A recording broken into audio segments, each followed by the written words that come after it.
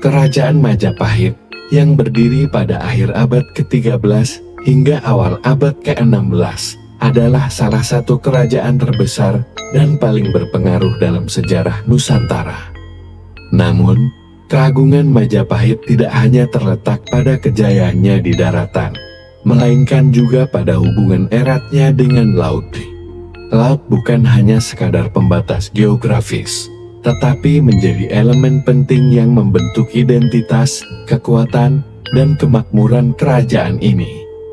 Dalam narasi berikut, kita akan menjelajahi bagaimana tradisi maritim membentuk kerajaan Majapahit dan mengukuhkan posisinya sebagai penguasa di Asia Tenggara.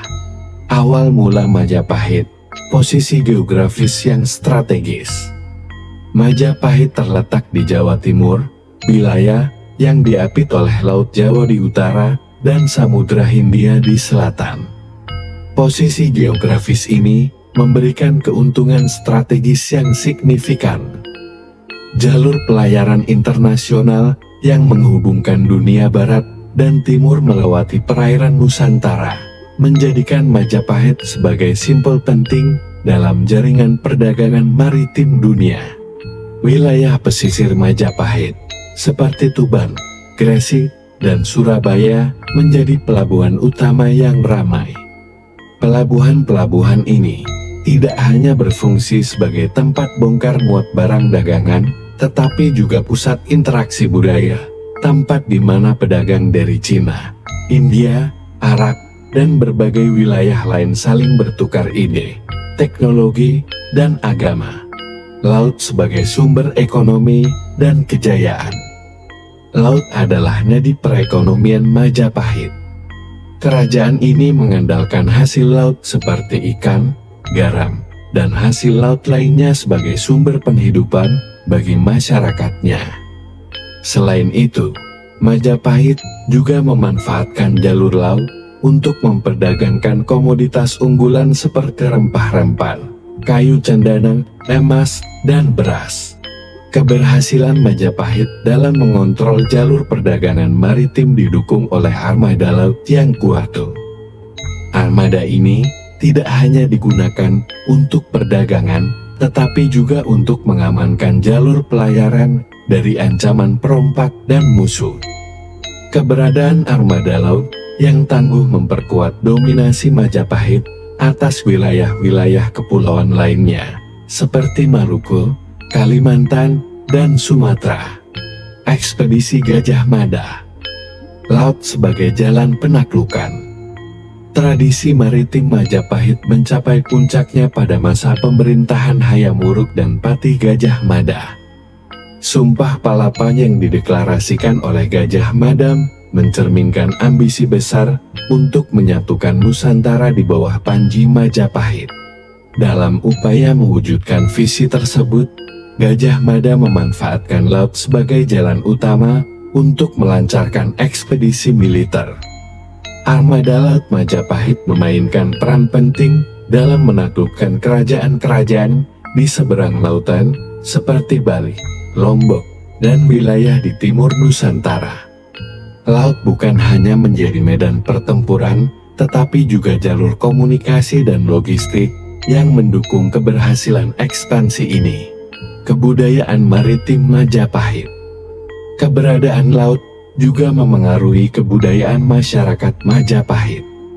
Seni, sastra, dan arsitektur Majapahit banyak dipengaruhi oleh kehidupan maritim. Misalnya, dalam seni ukir dan relief candi, sering ditemukan motif-motif kapal, ombak, dan makhluk laut.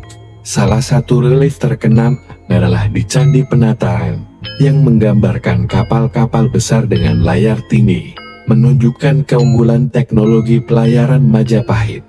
Selain itu, tradisi maritim juga tercermin dalam cerita-cerita rakyat dan sastra kuno, seperti Negara Kertagama dan Pararatan, yang menggambarkan pentingnya laut dalam kehidupan sehari-hari masyarakat Majapahit. Laut dianggap sebagai simbol kekuatan, kemakmuran, dan keterhubungan antar wilayah. Laut sebagai penghubung budaya dan diplomasi.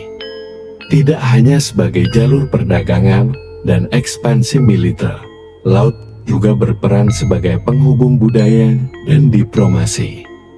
Hubungan Majapahit dengan kerajaan-kerajaan asing seperti Cina, Champa, dan India sebagian besar difasilitasi oleh jalur laut.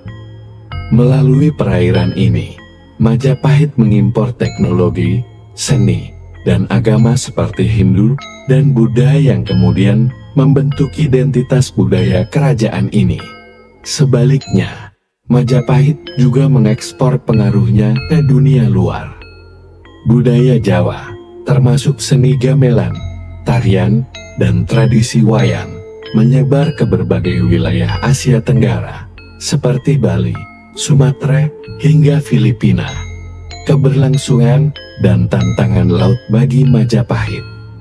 Meski laut memberikan banyak keuntungan, ia juga menghadirkan tantangan.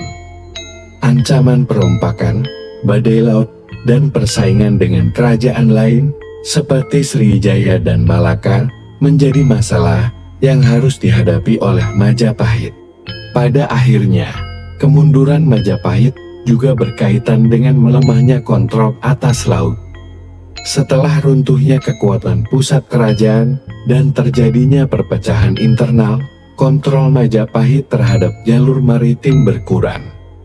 Pelabuhan-pelabuhan penting mulai dikuasai oleh kekuatan baru, seperti Kesultanan Demak, yang kemudian mengambil alih dominasi di perairan Nusantara. Warisan maritim Majapahit. Meskipun Majapahit runtuh, tradisi maritim yang diwariskannya tetap hidup. Banyak konsep maritim Majapahit, seperti pengelolaan pelabuhan, seni pembuatan kapal, dan jaringan perdagangan yang diteruskan oleh kerajaan-kerajaan penerusnya. Selain itu, semangat maritim Majapahit juga menjadi inspirasi bagi Indonesia modern. Sebagai negara kepulauan terbesar di dunia, Indonesia hari ini berupaya membangkitkan kembali tradisi maritim leluhur dengan visi menjadi poros maritim dunia. Di sini dapat disimpulkan, Majapahit adalah contoh nyata bagaimana laut dapat membentuk dan mengukuhkan sebuah kerajaan. Laut bukan hanya sumber daya, tetapi juga jembatan yang menghubungkan berbagai wilayah, budaya, dan peradaban.